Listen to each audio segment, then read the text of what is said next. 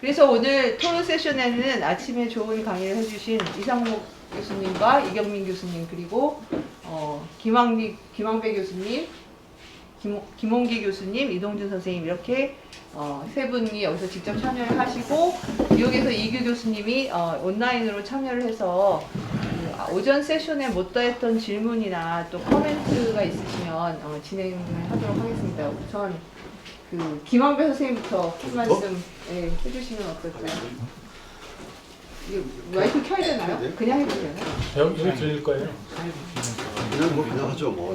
좀 뒤로 가셔야 돼요. 네, 오전에 두 선생님 말씀을 너무 흥미롭고 재미있게 들어가지고요. 사실 질문 던지자면 한 100가지는 될 것 같은데 제가 또 이 두서없이 또 말을 하는 스타일이라가지고 중간에 좀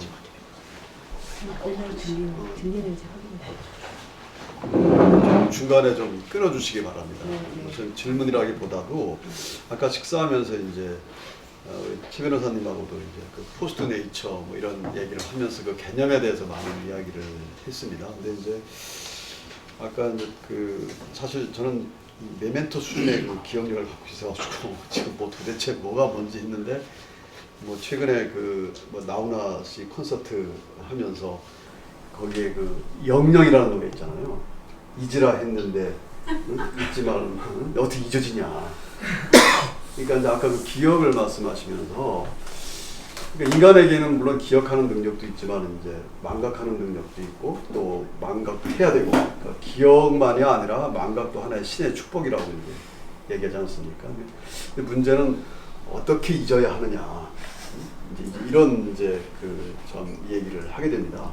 근데 뭐 이게 제가 잠깐 저 안에서도 말씀드렸는데 엉뚱하게도 제가 오늘 아침에 이제 원고를 좀 탈거하느라고 지금 좀 그랬는데 보내놓은 거가 다음 주에 우리 전남대학에서 그동안 밀린 거 5월달에 하기로 했던 거를 못해서 5.18 항쟁에 대한 기억의 의미 뭐 이런 것들이에요. 그래서 제가 이제 제목을 기억 5.18 항쟁의 시간과 기억 그리고 이제 부제를 분노의 분노를 넘어서 뭐 이렇게 정해봤습니다. 근데 이제 우리가 이 기억한다라고 하는 것이 어떻게 보면 이제 아까 이제 의식의 흐름으로 이제 말씀하시는데 저는 거기에 시간이라고 하는 거.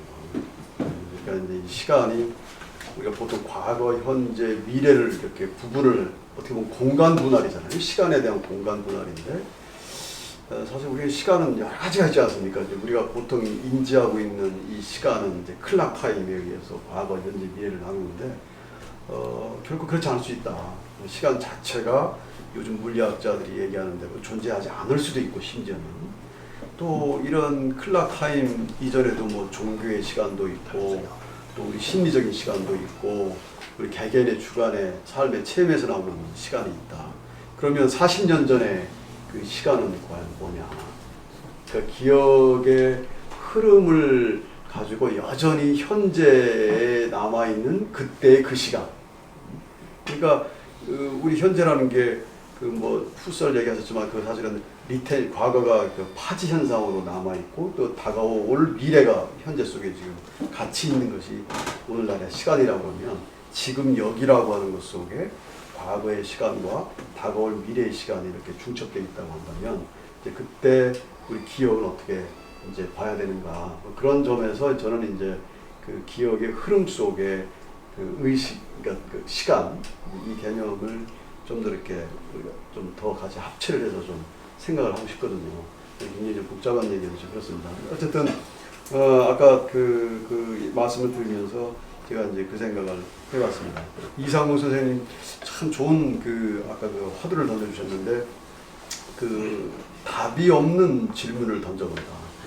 그러니까 우리는 흔히 저한테도 그렇고 학생들한테 꼭 답을 요구하잖아요. 답이 있는 질문만 던지려고 하고. 근데 답이 없는 질문을 끊임없이 던져본다. 이제 그렇게 했을 때 저는 아까 우리 식사하면서도 가끔 얘기했지만 이제는 우리의 과학주의, 우리의 현재 과학관, 그러니까 보통 우리가 실증주의 과학관이라고 얘기합니다만 이런 과학주의를 넘어서지 않고는 그런 답이 없는 질문을 던질 수가 없을 거다. 그때 그 과학주의를 넘어선다는 게 뭐냐? 그러면 이제 우리가 좀 옛날에 아까 그 신비성, 아까 영혼성, 영성 이런 얘기했는데 저는 그런 개념을 적극적으로 우리가 좀 가져올 필요가 있다. 사실 자연이 뭐고 생명이 뭐냐 하는 거를 이 질문 자체가 아무리 과학적으로 뭐 뇌로 환원시킬 수도 없는 거고 DNA로 환원시킬 수도 없는 거고 그렇다고 사회로 환원시킬 수도 없는 거고 그러면 이게 여기에 대한 탐구라고 하는 것은 저희는 그렇게 생각합니다. 생명을 아주 그 기술적으로 존재론적으로만 우리가 파악하는 게 아니고 이미 생명이라고 하는 걸 논할 때는 이미 윤리적인 문제 이런 것이 들어가 있기 때문에 그렇다면 이 과학을 넘어선 과학이라고 할까요? 뭐 어쨌든 그런 것들 그러려면 뭐 신비성과 영성과 삶의 체험이라고 하는 게 우리의 사회 방식에 들어올 필요가 있고 그랬을 때 비로소 우리가 이제 인간 너머의 어떤 그런 관계성을 상정할 수 있지 않을까. 제가 요즘 이제 최근에 아까 이제 지구법 저 선생님한테도 말씀드리면서 사실은 우리가 이 지구법이라고 하는 게 단순한 기존의 환경 생태에 대한 인식을 넓히거나 아니면 뭐 환경법을 잠깐 이렇게 더 뭐 진전시키는 이라기보다는 아예 그 인식론자 단절이 필요한 거 아닐까. 그러니까 에피스테몰로지컬 브레이크라고 그러는데 그거를 뛰어넘는 그 철학적 기반이 뭔가 새로 세워지지 않으면 오늘날 이 지구법이 그냥 계속 맨맨 부는 그 거기에 국한될 수도 있다. 근데 그걸 뛰어넘는 그 단절시키는 그게 뭘까? 그래서 어쨌든 그 아까 그 뭐 포스트 네이처, 포스트 휴먼 빙 뭐 이런 여러 가지 개념을 씁니다만 그거를 뒷받침해 줄 수 있는 어떤 그런 어떤 철학적 인식이랄까요? 뭐 이런 것들이 필요한데 그 중에 이제 그래서 우리가 이제 눈여겨 보는 게 뭐 최근에 그 지리학이나 또 과학 철학에서 나오는 그 뭐 실제론적 그 관계론적 실제론이니 혹은 뭐 사변적 실제론이니 뭐 이런 논의 같습니다. 그거는 뭐냐면 간단히 말씀드리면 우리 인간을 이제 아까 말씀드린 것 그대로 말씀드릴게요. 신이 그 우리 인간에게 자기가 이제 주체, 라지 서브젝트였고 그동안 우리는 스몰 서브젝트 S였는데 언젠가 신이 이제 저 세상으로 가버리고 디아더 월드로 우리가 보낸 거죠. 보내놓고 우리 스스로가 이제 라지 S가 돼가지고 모든 것을 지배를 했는데 이제는 인간 너머의 모든 사물들 좀 더 그 급진적으로 얘기를 하면 지금 내 눈앞에 보이는 뭐 포도주, 마이크, 뭐 스마트폰 이런 것들과의 모든 관계 속에서 나는 그냥 스몰 n분의 1일 뿐이다. 그럼 나의 스몰 n분의 1로서 모든 관계성을 지금 맺고 있는 건데 이 관계성을 좀 전체론적이고 총체론적으로 인식한다라고 하는 어떤 그런 사유의 전환이랄까요. 물론 우리가 시스템 이론이나 생태 이론에 속에서도 그런 관계성 얘기하고 전체성 얘기하고 다 해봤습니다만 보다 더 본질적으로 우리 인간도 그냥 스몰 n분의 1이고 이것이 나에 넘어서 어떤 동물, 식물을 또 넘어서 덜 산 그걸 넘어서 지금 코로나 바이러스까지 혹은 뭐 지렁이까지 그러니까 라투르라고 하는 사람은 나의 연구 동반자인 지렁이 이런 표현을 쓰거든요. 실질적으로. 근데 그 인식까지 과연 내 머릿속에 들어올 수 있을까? 그러니까 저는 이제 겨우 제가 요 한 말씀만 드리면 요즘 이제 한 2달 전에 강아지 한 마리를 들여봤는데 저는 이 생명은 다 굉장히 귀중한 거지만 항상 등급이 있다라고 생각을 하고 있습니다. 그 정다산 선생님께서 그 산품의 격이 있는데, 그러니까 식물은 그냥 그 존재만 하는 거고, 그다음에 동물은 지각을 하고 인간이 정신의 작용을 하는 고등동물이기 때문에 아무리 우리가 다 생명하지만 그 생명에 다 등급이 있다.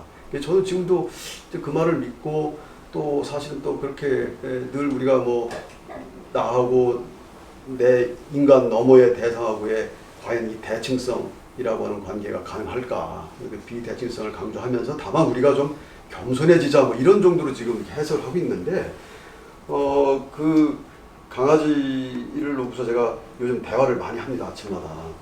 근데 이제 한 4, 5년 전에 우리 냉면을 먹는데 냉면집에 누가 강아지를 데리고 와서 냉면을 먹이고 있더라고요. 그래서 제가 막 흥분을 해가지고 그 주인을 불러서 이게 개 식당이냐 어떻게 개를 우리가 먹는 냉면집에 와서 같이 냉면을 먹게 놔두냐 그 주인이 이제 당혹스러우면서 이제 뭐 워낙 주변에 뭐 많이 오시는 분이고 모르겠어요. 저는 이제 그걸 흥분을 해가지고 이제 이건 인간 생명에 대한 모독이다 이렇게 얘기를 하고서 우리끼리 모인 자리에서 이제 그 얘기를 그때 이제 여기 저기 선생님도 계셨어요. 성경 선생님도. 근데 그 신학과 그 강혜상 교수하고 있었고 몇 분이 계셔서 제가 막 이렇게 흥분을 하면서 요즘 세상이 참 이상해졌다. 뭔가 이 차이와 질서와 이런 것이 다 무너지고 있다. 그랬더니 제 의견에 동의를 하는 게 아니고 그때 인류학과의 김현미 교수라고 하는 분이 나더러 아주 인간 자기중심주의적 사고에 빠진 분이라는 거예요. 그래서 제가 이제 그 옆에 신학과 분한테 동의를 구했더니 그분은 개가 인간보다 나아요. 이런 거예요. 그래서 제가 이제 또 이제 그 동의를 구하려고 수험생을 쳐다봤더니 수험생이 살려살이 아무 소리도 안 하고 있는 거예요. 야, 정말 그런가? 이 사람들의 이 의식 수준은 이렇게까지 가 있나? 그러다가 요즘 이제 제가 이제 요즘 이제 우리 강아지를 보면서 아침마하고 개하고 이렇게 대화를 하는데 저는 그럼에도 불구하고 이 문턱을 항상 정해놓습니다. 그러니까 이 아까 차이와 동일성 얘기를 했는데 선생님이 말씀하셨지만 과학자들은 이 동일성을 추구하면서 거기서 법칙성을 자꾸 추구하려고 하고 최근에 이제 다른 이제 철학자들은 차이, 디퍼런스를 주장하면서 차이의 정치까지를 얘기를 하는데 저는 하여튼 하여튼 두루두루 그런 말 들으면서 그러니까 인간 중심의 사회에서 좀 우리가 벗어날 필요는 있고 또 다양한 이제 관계성을 이제 맺을 필요가 있는데 어쨌든 그런 것들을 우리가 이제 어디까지 우리 의식의 그 영역을 이렇게 펼쳐야 될지 그런 굉장히 이렇게 고민을 하고 있습니다. 한 가지만 더 하시면 근데 아까 그 간단한 질문에 포도당보다 포도주를 좀 많이 섭취하신 것 같은 느낌이 들고 있어요. 지금 하나만 하면 근데 아까 그 의식과 물질을 이렇게 이제 구분하는 거를 사실은 이제 데카르트식의 이원론의 극복이라고 하는 거는 요즘 이제 최근에 우리가 많은 얘기를 합니다만 그럼 혹시 그 의식이 물질의 반영이라고 하는 건 그 말씀인지 아니면 의식 자체가 물질이라고 하는 건지 이게 좀 엉뚱한 질문 같은데 그러니까 우리의 관념의 물질성 그랬을 때 우리 의식이나 관념이 물질에 반영된 상태냐 그러니까 물질하고 뗄래야 뗄 수 없는 걸 얘기하는 거냐 아니면 그 의식 자체를 물질성으로 봐야 되느냐 이제 그 질문을 좀 간단하게 그 질문 마지막 질문 앞에 질문들은 좀 기억이 잘 안 나고 있어요. 그래서 일단은 가장 마지막 질문은 아마 이경비 선생님이 답을 해주셔야 될 것 같고 그 다음에 이제 그 과학주의에 대한 말씀은 이상욱 선생님이 좀 해주셨으면 어떨까 싶습니다. 예, 좋습니다. 이게 써도 되나요? 소리가 잘 들리시죠? 예, 좋습니다. 예, 이규 교수님 멀리서 잘 들리십니까? 네. 그 아주 광범위한 포도주의 영향에 대해서 많은 말씀을 해주셨는데 두 가지만 저는 조금 포인트를 잡아서 좀 코멘트를 드릴게요. 뭐 답을 드린다고까지는 못할 것 같고 첫 번째는 그 의식이 이제 물질의 반영이냐 그건 이제 유물론자들이 생각했던 거죠. 혹은 뭐 의식이라고 하는 게 그러면 정신이 뭐 만들어낸 거냐 뭐 이런 얘기인데 결국 그런 관계를 그렇게 설정하는 것 자체가 이미 이분법적이다 라고 저는 이제 말씀을 드리는 거고요.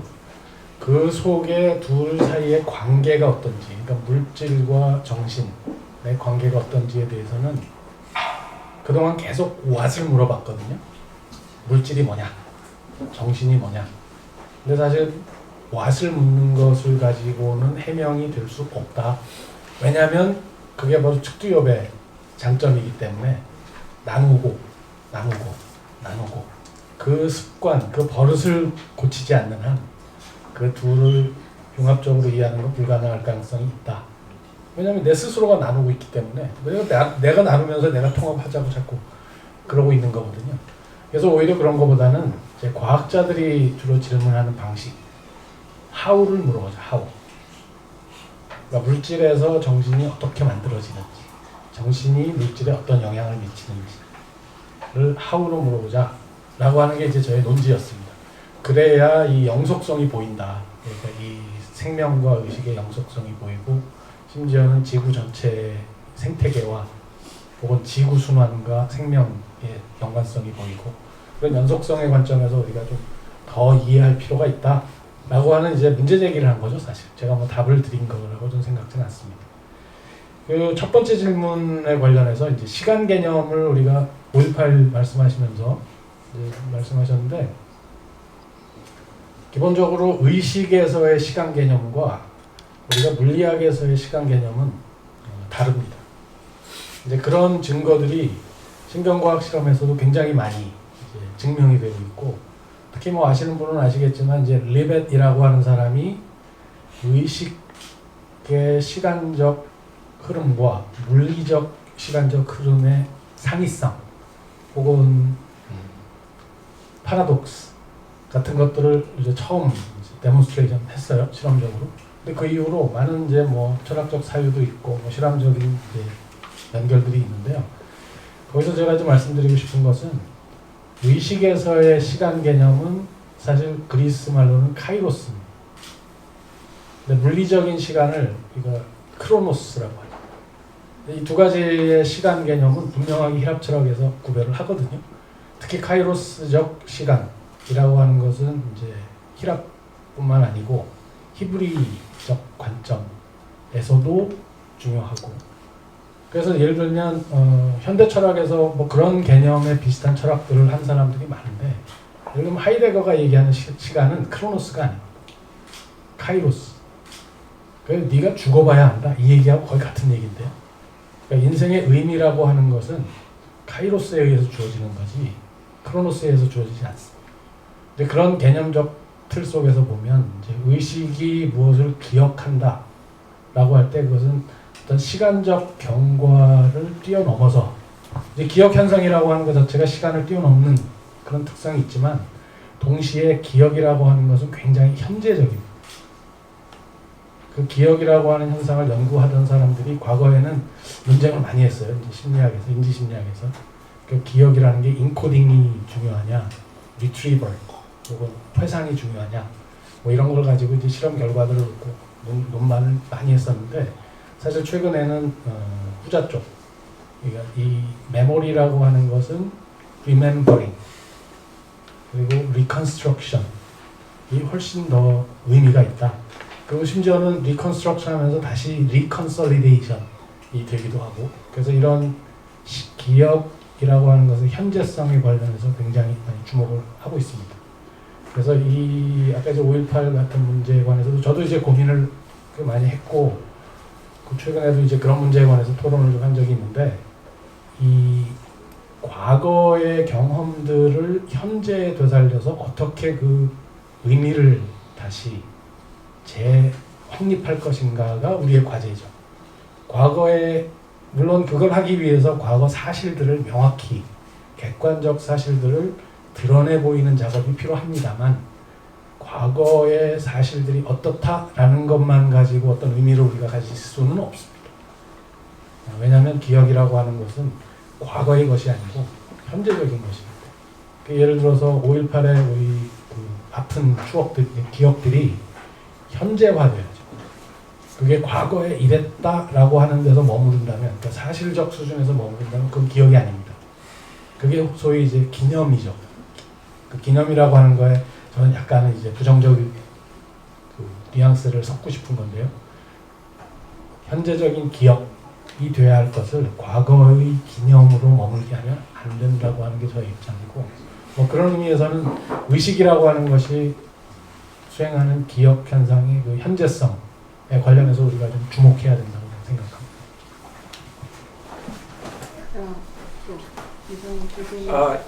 예, 제 마이크가 여기 있어서 하겠습니다.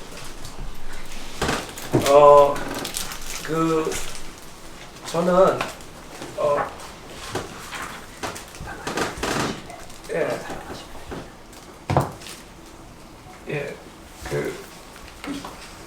예전에 이제 책을 읽었는데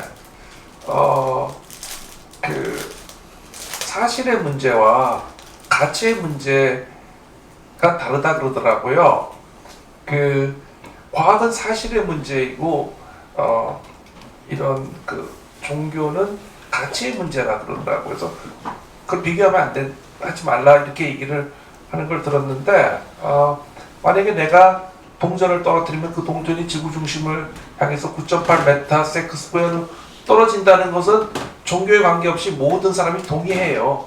하지만 모든 사람들이 그 삶의 경험과 이런 게 다르기 때문에 가치는 뭐 지구 인구 72억 명이면 다 다를 수 있다고 보거든요. 그래서 이제 가끔 가다가 이제 과학이 문제가 되는 게 과학이 사실의 문제인데, 그러니까 과학은요 되게 파워풀해요.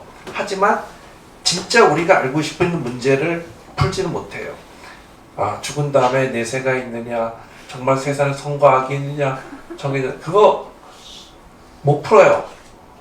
예? 그래서 우리는 그런 문제에 돋떨 때마다 이제 성직자를 찾아가죠. 목사님이나 신부님이 이제 교회에서 뭐 이러건 이랬고 뭐 아담이 어때고 저때고 얘기하면 그 앞에서는 이제 그렇답니다. 네, 그렇다고 하다가 교회 문을 나서면서 바깥에 밝은 태양을 보면서 에이 설마 이렇게 한다 그래요. 네? 그래서 이 두 개의 opposing 한 폴 사이에 그 회색지대에 사는 게 우리 인간이라 그러더라고요. 네? 우리 인간은 로셀이 그런 말 비슷한 말을 했는데 서양 철학의 역사에서 여기 철학자들은 종교와 과학 사이에서 뭐 8대2냐 7대3이냐 그 혼합 비율만 다른 거다 이렇게 얘기를 하더라고요. 근데 우리가 되게 회색지대 한다고 생각해요. 그래서 저는 그럼에도 불구하고 이런 게 되게 바람직하다고 생각해요. 이런 지구와 사람 같은 이런 토의가 어디서 읽으니까 소크라테스가 나와가지고 지금까지 소피스트는 다 개소리라고 하고 진리니거라 해가지고 사실은 그 사고를 통일했지만 이렇게 정리해가지고 오히려 안 좋았다는 얘기도 하더라고요. 왜냐하면 우리가 과학에서 아는 게 뭐냐면 요즘 융합이라고 하는데 과학은 컨버전스가 아닙니다. 다이버전스입니다. 다양한 생각, 다양한 거다. 나중에 제품 만들 때 스티브 잡스가 컨버전스 하든지 말든지 하는 거지. 우리 과학적인 사고. 그래서 저는 이렇게 그게 어떤 의미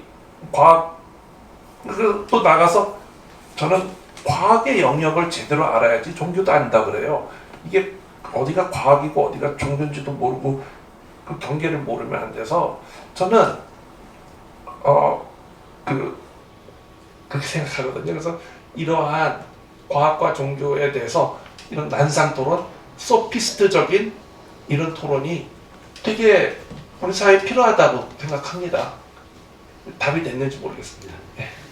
자, 다양성의 중요성에 대해서 이제 말씀을 해주셨고, 이경민 교수님 망각에 대해서는 아까 잠깐 말씀을 안 하시고 살짝 넘어가셨지만 이제 시간이 없는 관계로 일단 이동준 선생님이 좀 질문을 좀 해주시면 어떨까요?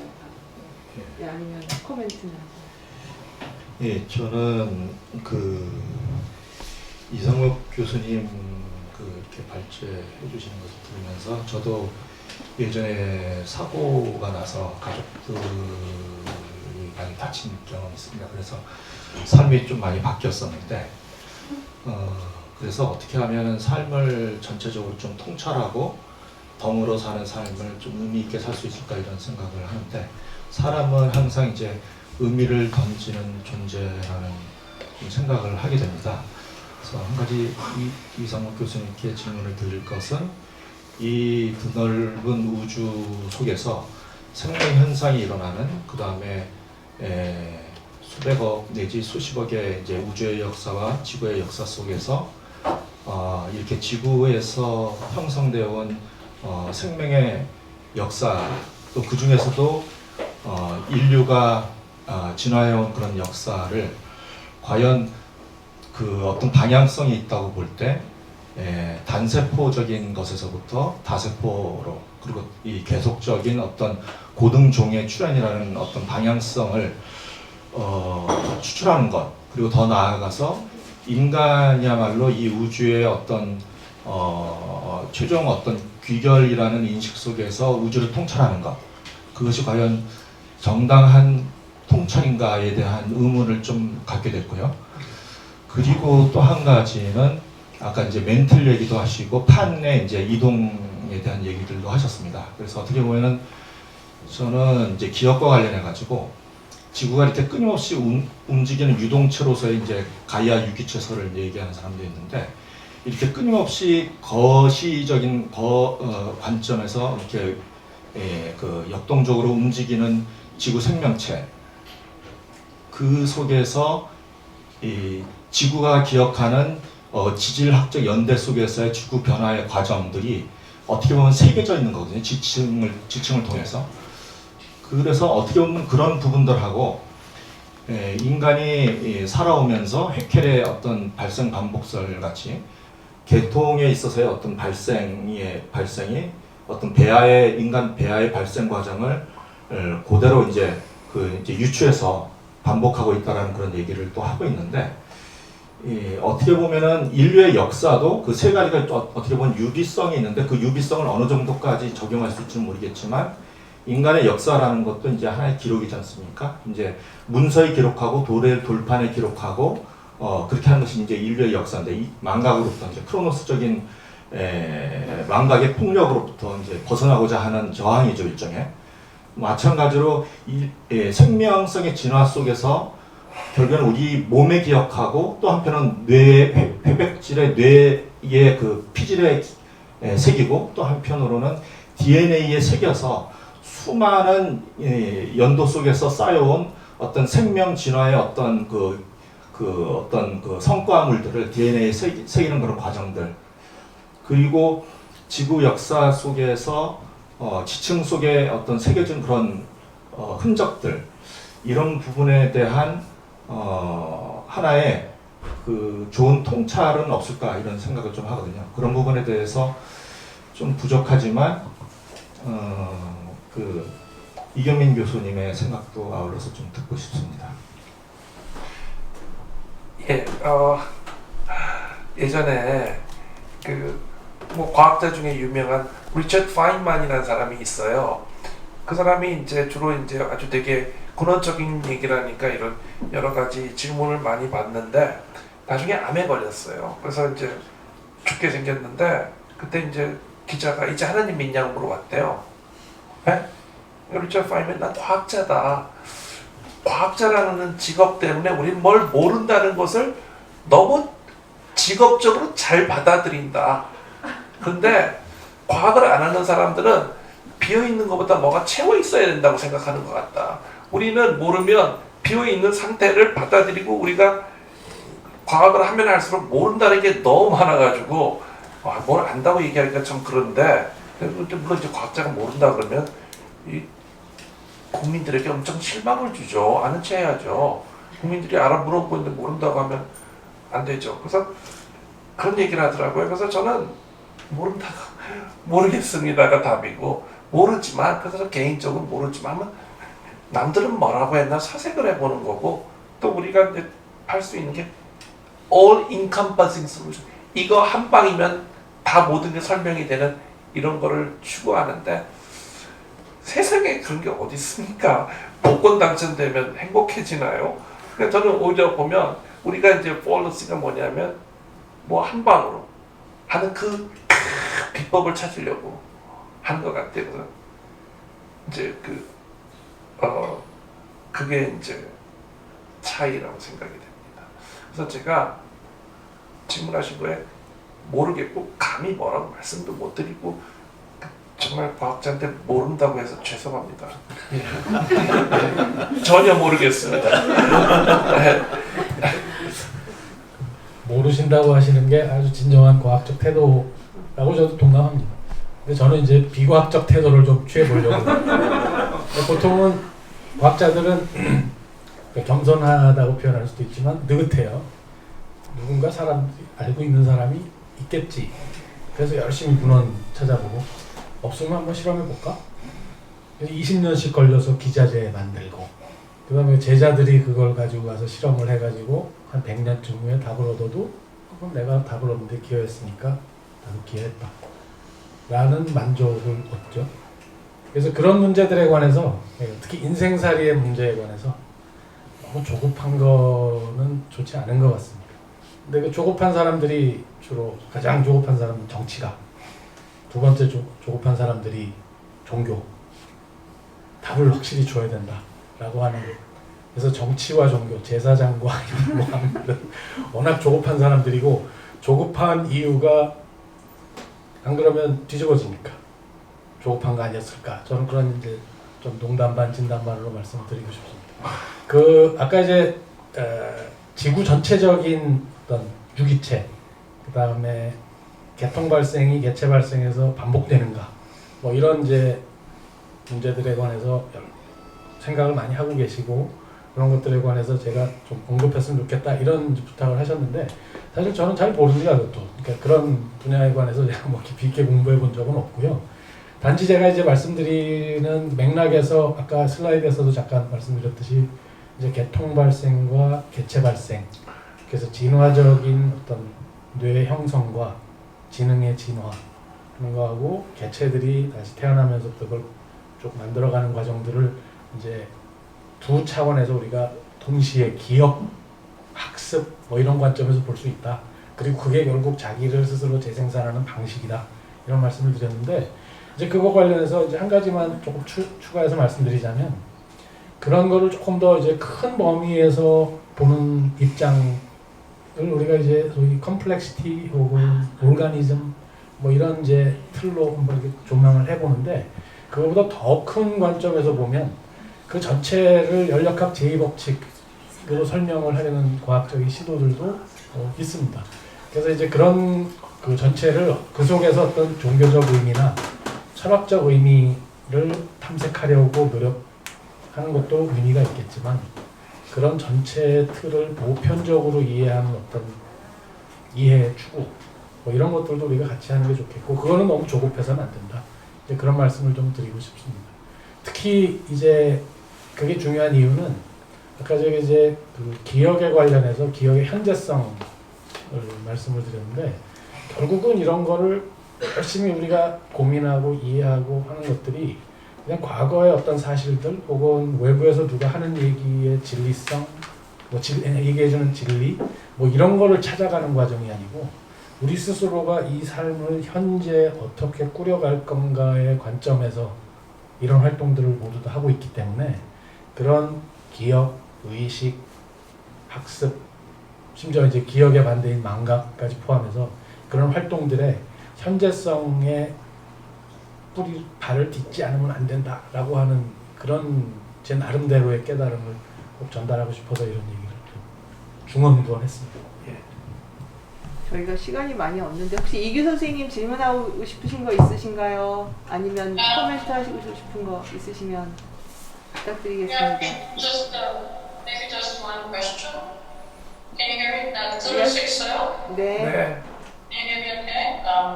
Yeah, I know that we don't have much time, but 그래서 그냥 그리고 짧게 그냥 한 질문 할게요. 이렇게. 네.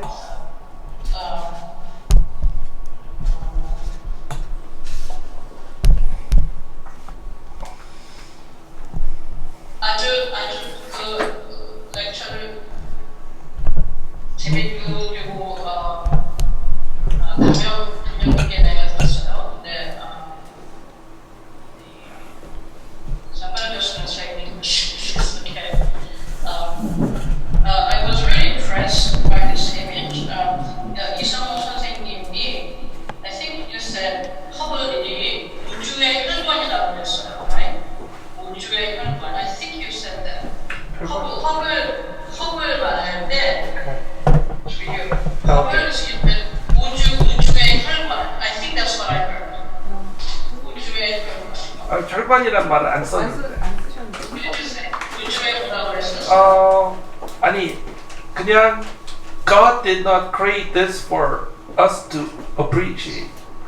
For me, like I feel that I heard you saying, like the soul is like the blood vessel No. of the universe. Sorry. But somehow I got me thinking about amazing images of connections in both of your presentations, right? This notion that everything really is connected, Okay. right? And I thought this image of like this blood vessel, I misheard, but Okay. somehow that's what I heard. But it's like, you know, we think about 자기 동물, 식물, Yeah. and 생물, right? So it's all 물, 생물, 동물, 식물, and 광물. You talked about 광물, right? And so this 그런데 우리가 when we talk about human beings, we don't say 인물. That's like a biography, right? We say 인생, right? And so it was interesting to think about the place of life as we think about it in relation to human life, right? That seems a little distinct, right, from other forms of life that we think about, whether we think of it as anthropocentric or not, but something about this 물 and 질. I think Kyungmin's presentation was really about 질, the certain kind of the materiality of 질, like this just quality, but something is happening through this network, and I was very impressed and interested in thinking about this mystery of connection, which I think is sort of really hitting at the heart of this notion of life as you're doing in a very micro and the macro level at the same time. And so that was also my interest in thinking about this. And my question is this very quickly. If we think about this need to remap our own place in the universe in terms of some kind of network, rather than substantive kind of placing of our materiality, then how do we really theorize, as you say, not what? Kyungmin was like, well, it's not a question of what is a human being or what is a human life, but how do we place and have it function better in that kind of ecological intelligence that you're talking about as a vision. And the way Kyungmin, Isamon 선생님, you ended this certain kind of pan-universal imagination at the book was very interesting, because I thought that you both were pointing to that intermediary. Yes. What we 인간, right? You say 인간 and 시간 and 공간, right? So it's a kind of that kan thinking seems to be kind of holding these problem of both distinction and the possible and perhaps inevitable extinction as well, right? So it's the distinction and extinction at the heart of it. We have this sting, right? That's to put something, right? It's the sting, right? It's a stick. I mean, etymologically, if you think about it. And so it seems that human beings are part of this stick. And where do we and how do we put it? It's a question that we see in the interspecies kind of phenomenon that we just heard about, like how we think about dogs and us and plants and us. So we are really just an incan. Right?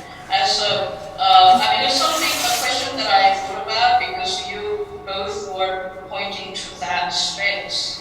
But somehow, as a philosopher, and as somebody that wants to work on Descartes, I wrote a book on Descartes. This is sort of my field where mind, body, the connection and disconnection remains, as you talked about it, such a constant puzzle, especially for human beings, right? And so I'll leave it there and just see if you want to say something more about ecological intelligence and the kind of the sort of universal leap of faith that Isamon 선생님 was talking about. So that's it. Okay. After that was clear enough. Sorry, I couldn't read this in Korean. Yeah. Okay. 한국말로 해도 돼요. 저는 들을 수는 있어요. 근데 I just cannot do this well in Korean. My intentions are much more shallower than yours. It's not philosophical. That's extremely Very shallow because I know these facts as an earth scientist. I just connect them to make a point. The point that I want to make is that in order to save earth and environmental protection, all these things, we have to, policy is important, but we have to move the minds of people. motivate. 그러니까 사람들의 마음을 움직여야지 지구 환경이 되는 거지. 내가 뭐 아무렇게 뭐 교환한다고 되는 게 아니야. 다 각자 지구가 소중하구나 이렇게 느껴야 되는 거 아니에요? 그래서 I made this kind of a bullshit connection. 뭐냐면 여러분 보세요. 지구과학자인데 우리가 이렇게 만들어지는 게 오래게 됐어요. 이렇게 우리는 참 소중한 현재의 존재예요. That's my political spin. Okay, so I don't know the real philosophy, knowledge, everything behind. I just made up a story so that I could impress people and direct them to you, yeah. to her. Don't take it seriously. It's just a story. Thank you very much. 역시 한마디만. 예, 이게 우리 이규 선생님 역시 흥미로우시네요. 보시는 관점이. 두 가지만 말씀을 드릴게요. 우선 첫 번째는 물질에 관련된 얘기. 그 물질이라고 우리가 이제 매터를 물질로 번역을 하죠.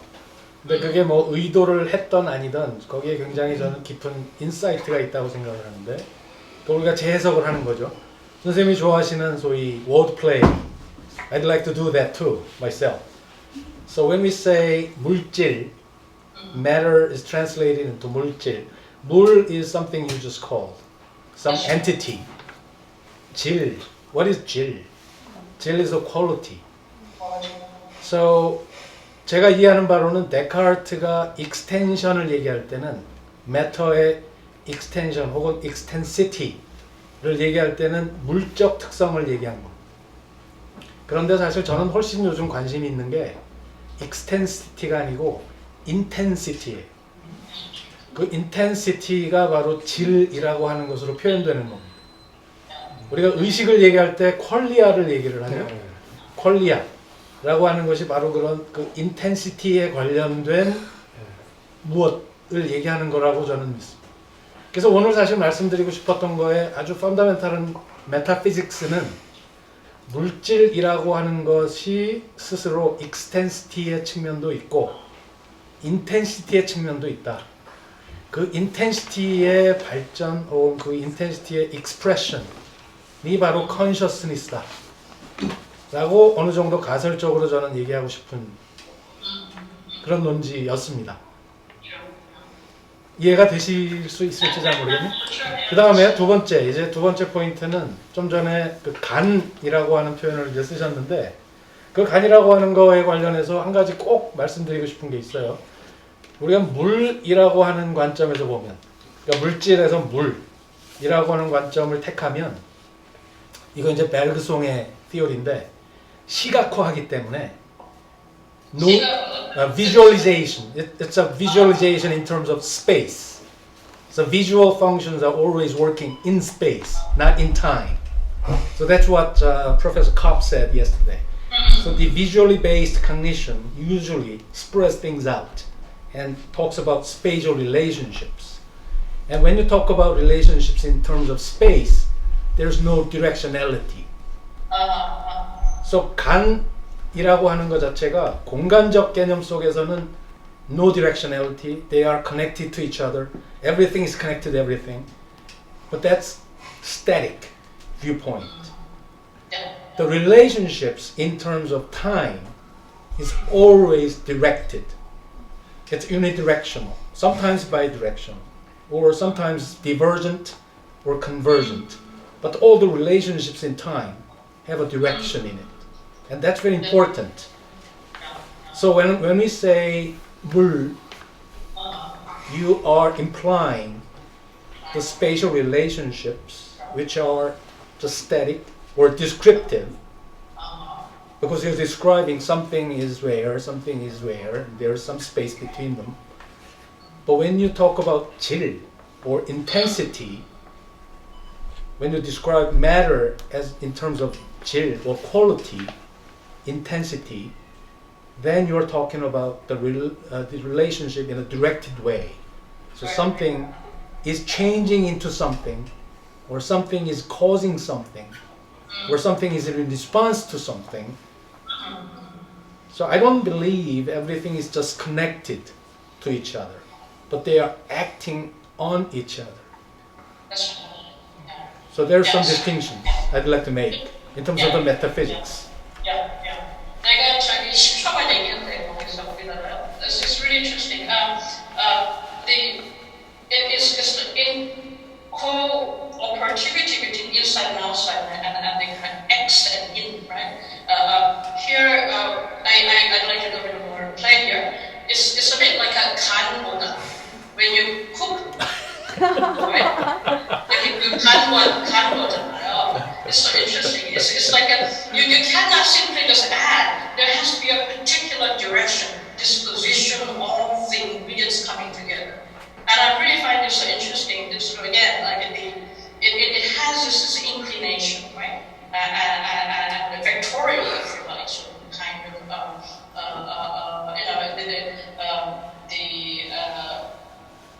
like I think someone was saying was talking about it in terms of teleonomic, right? So there's certain kind of direction, right? Qualities, right? And so still, like I think we need to really work out the specificity of this connection, as you rightly point out. As I'll just leave it there as a person, but 간을 잘 봐야 돼, right? I'll stop there. Agreed. 이규 선생님이 굉장히 유머러스 하시면서 항상 통찰력이 있는 그런 그 커멘트를 주시는데 오늘도 굉장히 재밌었고요. 선생님 고맙습니다. 네, 선생님 덕분에 마지막 그 다음에 이제 우리 마지막 저희가 시간을 조금 더 해도 된다는 그 메시지가 왔어요. 그래서 마지막으로 저희가 오늘 사실 시간이 좀 많으면 더 이제부터 논의가 재밌어질 수 있을 것 같은데 좀 아쉽기는 하지만 그 마지막으로 저희가 얘기했던 것들 또 논의했던 것들을 다 잘 아우르셔서 우리 김홍기 선생님이 좀 코멘트를 해주시면 좋겠습니다. 사실 너무 재밌는 얘기 듣다 보니까 제가 무슨 얘기를 해야 될지를 완전히 잊어버리고 블랭크가 돼서 그냥 조각조각 난 거를 그냥 대충 말씀을 드리도록 하겠습니다. 깊이 담아두시지 말고요. 어쨌든 오늘 주제는 생명하고 의식의 문제라고 이제 알고 계시죠. 생명과 의식을 어떻게 바라보느냐, 되게 멀티디멘저널하게, 멀티퍼스펙타이블하게 볼 수 있을 것 같아요. 그래서 관점에 따라 가지고 세상을 바라보는 눈이 너무 달라서 똑같은 얘기라도 사실은 똑같이 얘기를 하지만 서로 다른 얘기를 할 수 있을 것 같다는 생각이 듭니다. 아까 이규 교수님이 말씀하신 것 중에서 이제 조각조각 그 중요한 제가 이제 관심 있는 것 중에 하나가 어떻게 사이언티스트든 아니면 예술가든 간에 서로 다른 관점을 가지고 있는 사람들끼리 커뮤니케이션 할 때 되게 메타포릭하게 예를 들어서 아까 뭐 블러드 베슬 얘기도 했지만 뭐 이제 이상훈 교수님 그런 용어를 안 쓰셨지만 어쨌든 듣다 보면은 우리가 다른 분야를 이해하기 위해서는 되게 메타포릭하게 실제 그 분야에서 그런 의미를 안 가진다더러 그렇게 이제 쓰는 것 같아요. 그래서 이 생명과 의식의 문제는 되게 관점에 따라 가지고 같은 용어를 쓸 수도 있고 다른 용어를 쓸 수도 있지만 다르게 해석할 수도 있고 각계 해석을 할 수 있는 것 같습니다. 제가 지난주에 우연하게 어떤 예술 하시는 분하고 잠깐 얘기를 했는데 이분은 벌레나 나무를 관찰을 많이 하신대요. 그 속에 생명을 느끼신대요. 그러면서 또 의식을 예를 들어서 그 지렁이가 이렇게 계단 올라가는 걸 봤는데 쫙 뒤로 물러섰다가 픽 올라가다 뒤로 물러섰다가 픽 올라가는데 한 3번 정도 실패를 했는데 신기한 건 더 뒤로 물러섰다가 팍 뛰는 거예요. 굉장히 intentionality, 마치 의식을 가지고 있는 뭔가를 인식을 하는 것 같이 보이는데 그게 이제 자기 의식 수준하고 지렁이의 의식은 다르겠지만 일종의 메타포릭하게 프로젝션을 해가지고 아, 요 놈도 의식이 있구나. 되게 감각적인 통찰을 갖고 있는 분이죠. 이제 오늘 주제 중에 되게 재밌는 게 그 차이와 이 캐테고라이제이션 범주화라고 하는 두 가지 전통으로 철학과 사상가들은 계속해서 브랜칭을 했죠. 그래서 감각의 세계와 개념의 세계는 되게 다른데 예술가는 개념의 세계로 아까 퀄리아라고 하는 그 주관적인 어떤 질적인 세계를 그 의식 속에 필하는 게 발달한 사람들이 예술가라고 생각합니다. 그분들은 보편적인 그 퀄리아도 두 가지 종류가 있어요. 퀄리티는 사실은 메타보다는 폼인데 폼은 어떻게 보면 개념의 세계입니다. 아리스토텔레스나 플라톤이나 이런 사람들이 이데아라고도 하고 유니버설이라고 하고 각각 인디비주얼한 파티클라 속에 있는 공통적인 것을 꺼집어내어서 그거를 퀄리티라고 표현하고 그게 이제 수학에서 인텐션이라고 표현하는 부분인데요. 어떤 그 컨셉츄얼라이즈하게 개념화하는 재료가 되는 것들이 퀄리티죠. 그거는 인디비주얼 파티클라에 속해 있는 게 아니라 인디비주얼 퀄리티는 스스로 존재하는 게 아니라 인디비주얼 파티클라와 같이 함께 개념화될 수밖에 없는 의미고요. 근데 우리가 예술가들이 느낀 퀄리아, 우리가 지금 보고 경험의 세계 속에 있는 퀄리아는 조금 이제 진짜 주관적인 건데, 근데 참 재밌는 거는 저같이 머리만 쓰는 사람들한테는 그 생명이 안 보여요. 되게 뉴트럴하고 굉장히 드라이한 관점에서만 생명을 바라보게 되죠. 근데 그분들은 오히려 공감의 능력이 있어서 그렇게 메타포를 그 필링 속에서 메타포로 쓰는 그런 느낌을 받았습니다. 한의학에서는 이제 한의학과 서양의학의 이제 공통적인 거는 뭔가 하면 질병의 관점에서 생명을 바라봐요. 근데 저도 생명과학자가 아니기 때문에 저는 컴퓨터 공학을 하는 사람으로서 생명과학을 약간 언저리에서 도와주는 역할을 하고 있는 사람입니다. 그래서 이제 송기영 교수님이나 이겸민 교수님 같이 실제 의학과 생물학을 하는 사람이 아니기 때문에 함부로 제가 얘기하기 참 힘들지만 근데 이제 한의학은 크게 두 가지 원리가 있습니다. resemblance와 resonance를 가지고 세상을 바라봐요. 몸을 바라보고 생명을 바라봐요. 이 세상 양과 음이라고 하는 것에 비슷한 속성을 이 사물 속에서 resemblance를 가지고 찾아내고요. 그 다음에 자기 몸과 resonance, 공명을 하는 것이 기라고 하는 에너지를 통해서 그걸 해석하고 밸런스를 맞추는 그런 학문이라고 저는 얘기를 들었습니다. 서양의학은 되게 리덕셔니즘, 근데 질병을 하다 보니까 그 속에 있는 점점 밑에 있는 바이올로지컬한 현상을 통해서 현상을 깨닫게 되고 그러는데, 이제 저는 생명과학자가 아닌데 얼마 전에 잠깐 이 얘기만 하고 이제 드리겠습니다. 그 송기영 교수님이 제 말씀 들으면은, 제 얘기 들으면은 되게 우습게 생각할 수도 있는데, 제가 그냥 구글링을 해봤어요. 코비드 19이 궁금해가지고. 그리고 저 연구실에서 AI 가지고 뭐 신약 개발하고 뭐 이런 걸 하다 보니까 뭐 엉터리죠. 완전 엉터리인데, 그래서 구글링 새벽 2시 반에 일어나가지고 코비드 19이 뭔가라고 해서 찾아봤더니 결국 이제 사이토카인, 면역세포에서 이제 막 나오는 것들을 프로틴을 사이토카인이라고 하는데, 사이토카인 폭풍 이런 거 신문에 봤습니다. 그래서 봤더니 뭐 TNF-알파라고 하는 놈, IL-6라고 하는 놈이 막 폭풍이 일어나가지고, 그런데 하이드로시 클로리킨과 TNF-알파는 잘 잡는데 IL-6는 잘 안 잡았어요. 그러니까 의미를 몰라도 괜찮습니다. 제가 이제 사고의 과정, 컴퓨터 공학자로서 되게 드라이하게 몸속에 일어나는 여러 가지 단백질의 펑션들에 대해서 조사를 하면서 이렇게 하면 약을 개발할 수 있겠지라고 하는 굉장히 나이브한 고등학교 수준의 생물학 지식을 가지고 이제 이렇게 했는데, 그러고 난데 사이토카인을 잡는 걸 이제 이니비션이라고 하는데, 사이토카인 이니비터들을 약으로 개발할 수 있을 것 같아가지고 한 18개를 찾아냈어요. 근데 그 위에 업스트림에 소위 이제 패스웨이 보면은 아까 인터랙션, 시간적으로 인터랙션 한다고 하는데, 릴레이션, 공간적 릴레이션이 아니라 이제 그 교수님 말씀하신 대로 다운스트림 하면서 패스웨이 상에서 사이토카인을 분비하는 놈 역으로 찾았더니 뭐 ACE2라고 하는 놈하고 뭐 그 BSG라고 하는 놈이 있었어요. 근데 그것만 가지고 그러니까 저는 약을 개발할 때 조금 업스트림에 있는 것들을 보면 좋겠다라고 생각을 했어요. 근데 그것도 보니까 좀 시원찮아요. 그래서 제가 생각한 거는 뭔가 하면, 그러면 조금 더 업스트림에서 실제로 스파이크 메신저 RNA 바이러스가 코비드니까 그럼 영놈이 실제로 숙주세포에 딱 들어가가지고 일으키는 현상이 뭘까 찾아봤어요. 그랬더니 그 소위 non-structural protein이라고 하는 놈이 있더라고요. 그래서 그게 이제 NSP라고 하는 놈인데, 그걸 다 찾아봤더니 1번부터 16번까지가 있어요. 근데 1번부터 16번까지에 대해서 걔네들을 컨트롤할 수 있는 소위 마이크로 RNA, 조그만 크기의 RNA들이 있는데 걔네들이 블락킹을 이거를 이제 이쪽에서 이제 NSP라고 하는 것은 숙주세포에 작용을 하는 놈들이고 이 놈들이 ACE2라든지 BSG라든지 요 놈에 작용을 하는 거예요. 그래서 그걸 이제 막 뒤져봤어요. 제가 왜 이런 말씀 드리냐면요. 드라이 하잖아요. 이게 생명이에요. 생명 현상이에요. 코비드와 환경과 몸속에 일어나는 것들이 되게 드라이한 용어들로 설명이 되는데 찾아봤더니 거기에 관련되는 소위 생물학적인 프로세스에 들어가 있는 놈들이 너무너무 많고 복잡한 거예요. 송기현 교수님 그 중에 하나만 가지고 디테일하게 들어가시는데 저같이 잘 모르는 사람은 이제 데이터를 가지고 온갖 것을 다 뒤져가지고 이것들 간의 관계를 막 네트워크로 연결하고 분석을 하고 컴퓨터로 분석하고 이런 작업을 하는 사람인데 이제 그걸 가지고 제가 생명이 무엇인가라고 생각을 해봤어요. 지금까지 우리가 단백질을 이제 펑션을 가지고 있는데 뭐 아까 교수님 말씀하신 거 뇌도 펑션, 뇌과학자들도 다 펑션을 가지고 얘기해요.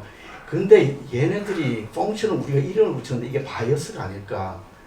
그냥 이름을 메모리라고 붙이고 저 기억이라고 하는 이름도 붙이고 무슨 펑션 단백질마다 펑션도 붙이는데 그게 과학하는 사람들이 괜하게 이름을 잘못 붙여가지고 1번, 2번, 3번, 4번이라고 해도 될 건데 괜히 이름을 의미를 붙여가지고 우리가 더 넓은 세계를 바라보는 것을 막고 있지는 않은가. 한의학자도 그거 레조넌스라고 하고 잉예행이라고 표현을 하는데 그 제가 이제 결론을 말씀드리면 뭔가 하면은 결론은 똑같습니다. 이상국 교수님 말씀하시고 이경민 교수님 말씀하셨지만 과학자가 정말 하더라도 저 모르겠어요. 과학을 아직 한다고 하면 못하겠지만 컴퓨터 공학의 관점과 생명과학의 관점과 생물학의 관점과 의학의 관점과 한의학의 관점과 인지과학의 관점과 이 관점들을 바라보면서 생명현상과 의식의 현상을 바라보는데 사실 돌도 의식을 가지고 있는 것 같고요. 식물도 의식을 갖고 있는 것 같고 어떻게 보면은 어떤 사람은 그 인식과 의식을 구분을 하더라고요. 근데 뭔가가 인텐셔널리티가 있는 메타포릭하게 저희가 바라보고 있지만 실제로 그를 한지 안 한지도 모르겠고 마이크로한 월드에서 일어나는 커넥티비티와 매크로한 우주의 관점에서 일어나는 어떤 의식이 있는지 없는지도 모르겠어요. 하지만 우리가 스피리추얼한 관점에서 우주의식을 얘기하든 단백질의 의식, 인식이 있는 것처럼 아주 도리 인식이 있는 것처럼 얘기를 하든 간에 우리는 언어로서 결국은 세계관 속에서만 그걸 바라보는 거죠.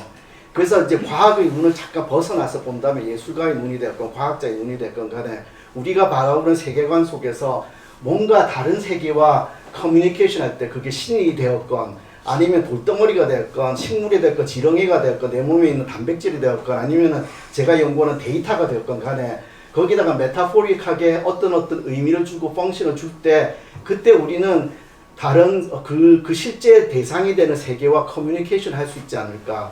그 다음에 다른 세계에 사는 예술가나 뭐 신학자나 이런 사람들하고 커뮤니케이션 할 수 있지 않을까. 그래서 저의 결론은 좀 겸손해져야 되겠다는 생각이 좀 들었습니다. 모르겠다는 겁니다. 두서없이 너무 많은 거를. 자, 이제 저희가 재미있게 토론을 항상 그렇죠. 이제 토론을 할 수 있을 때쯤 되면 항상 세션을 마감하게 되는 것 같아요. 그래서 오늘 재미있는 말씀을 주시고 저에게 많은 생각거리를 주신 이상국 교수님과 이경민 선생님 너무 감사드리고요. 제가 네. 한마디만 네. 해도 될까요? 네네. 갑자기 병원 가기가 두려워졌어요. 의사들 치과대학 선생님하고 의과대학 선생님들이 환자가 이렇게 과학적이고 철학적인 부분까지 하시니까 갑자기 서울대 병원을 가면 안 되겠지. 야, 여긴 병 고치는 데가 아니라 갑자기 병원이 가기가 두려워졌습니다. 농담입니다. 병은 전공의들이 고치니까 괜찮아.